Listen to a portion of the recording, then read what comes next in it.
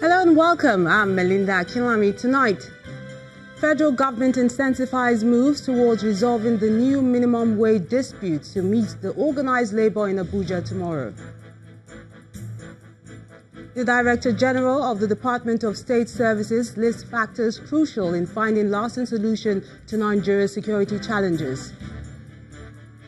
Shock and disbelief as woman allegedly kills self after stabbing her husband and 3 children to death in Benue State. And the United States set to reimpose sanctions on Iran lifted under the 2015 nuclear deal. Iran's leader reacts, says the United States is weaker than 40 years ago. On business news tonight, global banking giants HSBC and UBS shut down operations in Nigeria as foreign direct investments into the country falls sharply. And on sports news tonight, Novak Djokovic beats Roger Federer in 3 thrilling sets to reach the final of the Paris Masters.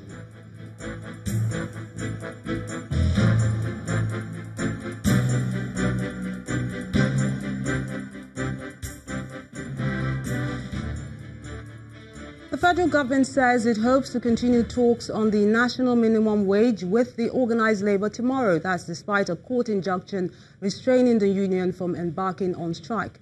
According to a statement credited to the Minister of Labor and Productivity, Dr. Chris Ngige, the meeting involving the organized labor, the organized private sector and government will go ahead on Sunday, that's November the 4th, at the office of the Secretary to the Government of the Federation by 6 p.m. Dr. Ngige says the meeting would be followed by another meeting of the National Tripartite Minimum Wage Committee on Monday, that's November the 5th, at the same venue.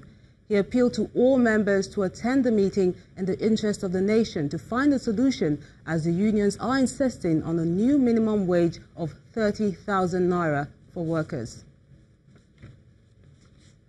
Intelligence gathering and interagency collaboration is crucial to solving Nigeria's security challenges, and that's according to the Director General of the Department of State Services, Mr. Yusuf Binchi, who believes that security personnel should constantly improve themselves with modern intelligence training for effective operations. He was addressing participants of the Executive Intelligence Management Course 11 at the Institute for Security Studies in the nation's capital, Abuja. From the north to the south, Nigeria's security operations traverses the length and breadth of the nation. Finding a lasting solution to these crises has dominated discourse at different forums. At the graduation of the Executive Intelligence Management course, the issue dominated discussions. Speakers at the event, including the Director General of the Department of State Services, highlight the critical role of intelligence gathering and interagency collaboration to national security. You know, the country is passing through a series of storms, and this institute is supposed to take a lead in providing solutions to the current security challenges. By working as a team, you will appreciate the fact that you will be able to excel in your various endeavors. I expect you all to bring the knowledge, skills, competencies you have acquired to bear on the performance of your responsibilities at your various agencies. Nigeria is facing serious security challenges from both internal and external dimensions. This underscores the need for intelligence and security agents such as you to be in place to provide Nigerian government with strategic, actionable intelligence to take decisive actions to deal with evolving security threats appropriately.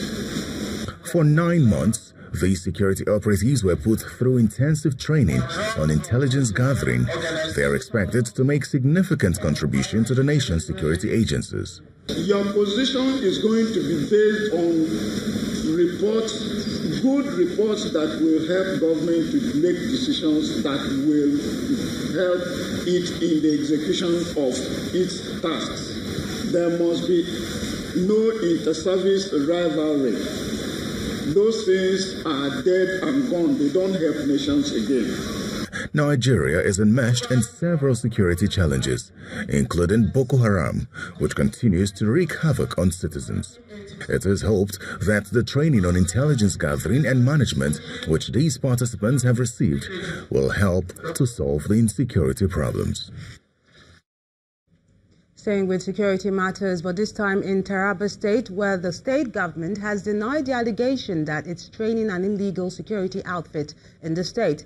The senior special assistant to the governor, Mr. Bala Dan Abu, who briefed journalists on the matter in Jalingo, the state capital, described the claim allegedly made by the head of the Special Military Task Force in the state, Lieutenant Colonel Sani Adamu, as false and a gross misrepresentation of the fact. The government says the only training being conducted is that of the marshals approved by the State Assembly to oversee the enforcement of the state's anti-open grazing law.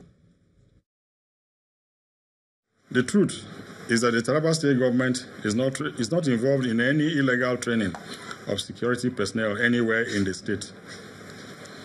The training being conducted for the government by a licensed security agency, GH Security Services Limited, is for marshals as approved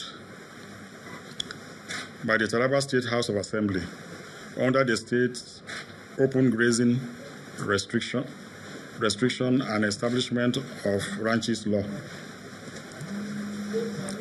The legislation, which was duly made by the State House of Assembly, provides for marshals that will assist in the enforcement of the law. The current training in Sati, Gashaka local government of Taraba State, is the second of such exercises in the state, and we would like to say with emphasis that this training does not involve the use of any form of weapons. Before the training started, all the formations of the security agencies in the state, including the one which Lieutenant Colonel Adamu heads, were informed in writing. The letters were duly acknowledged as received. The duly signed acknowledgement copies of these letters returned by these agencies are in our possession, and we can show them to you. The government is therefore surprised that one of the recipients of these letters could turn around to deny knowledge of the training, which is being conducted in the open, in a public school. From Taraba, let's move to Benue State now, where residents in Makurdi woke up today to the tragic news of the death of a family of 5. A woman known as Rachel Adatsev, a staff of the Makurdi local government area, is reported to have allegedly killed her husband, her 3 children, before taking her own life. One of the neighbors confirmed that Rachel, who always abuses her husband, vandalized his car, locked the door to the house before killing him and their children. It's a dark day for those living on Vandeka Street, high-level area of Makurdi, the Benue State capital, with the tragic news of a mother of 3 allegedly wiping out our entire family of 5. Sympathizers gather at their home, wondering what could have led to the tragic and murderous act. One of the neighbors, who says she was at home when the incident happened, gives an account of the alleged violent conduct of the woman prior to the sad ending. We thought that it's the normal fight that they used to fight, and the children were crying inside, "Mommy, please, mommy, please, mommy, please." We had to call the police. The police came, and they now opened the door with force. And by then, she had already slaughtered the children and the husband and stabbed herself back. Rachel Adesev was also said to have been known to be violent at her workplace, as one of her colleagues from Makurdi local government shares an experience with her. She's somebody that when she's angry, she's violent, she can kill. Because the time we worked and they asked her to give report to HOD, she told HOD that she never asked for money, not she's going to kill me. So that threat. Anytime we have a meeting in the office and she talks, nobody comments. Because she's somebody that talks with confidence, that she doesn't even give room for you to talk. The police spokesperson who confirmed the casualty figures also gives an account of the story as investigations into the case is launched. The corpses have been moved to St. Teresa Hospital for autopsy, while preliminary investigation, however, at the scene revealed that prior to the incident, there was it was alleged that the woman used a piston and was smashing the vehicle of the husband, and then he was now called home. When he got to the house, they entered into the room and the woman bolted the house. Had Rachel been alive, the police may have built a case against her using statements from her neighbors and colleagues, which may be a pointer to a history of violence and possible mental states of the suspect before she allegedly took her own life.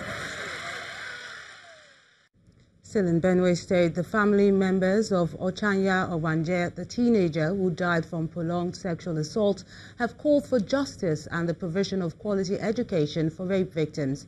Speaking on the reason Ochanya ended up in a house where she was repeatedly abused, her elder brother, John Ame, has asked the government at all levels to address the social problems that push children into the arms of wicked relatives. This road leads to Ogene Amejo village in Okpoko local council of Benue State, the final resting place of 13-year-old Ochanya Obanje, who died on the 17th of October 2018, allegedly as a result of rape.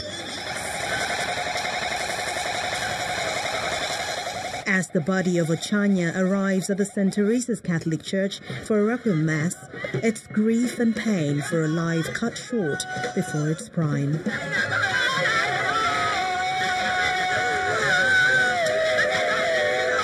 Wailing mothers, siblings and community members can barely control their emotions.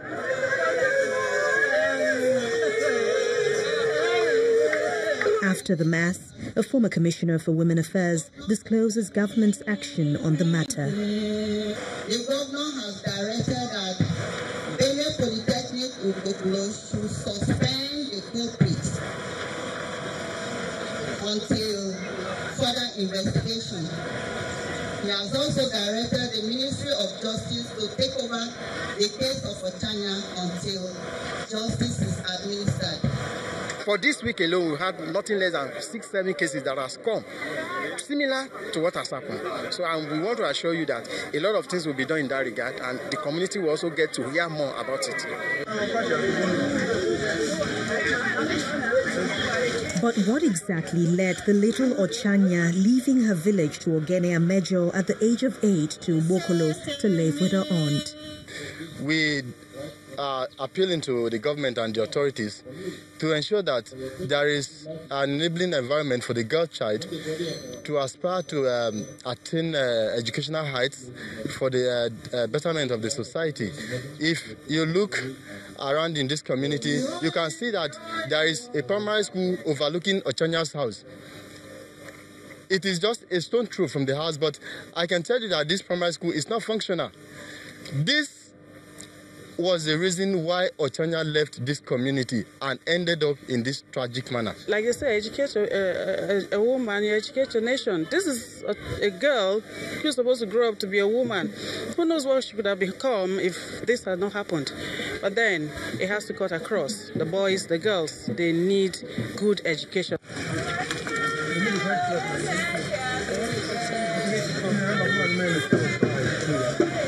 The body of Miss Ochanya Obanje may have been laid to rest, but if the issue of inaccessibility to education and other social buffers remain unattended to, people may fall victim to social vices similar to Ochanya's. In part two, after the break, Governor of Ogun State reacts to APC National Chairman's position on the party's governorship primary in the state, says Adams Oshomole lacks truth and decency. Please stay with us for details.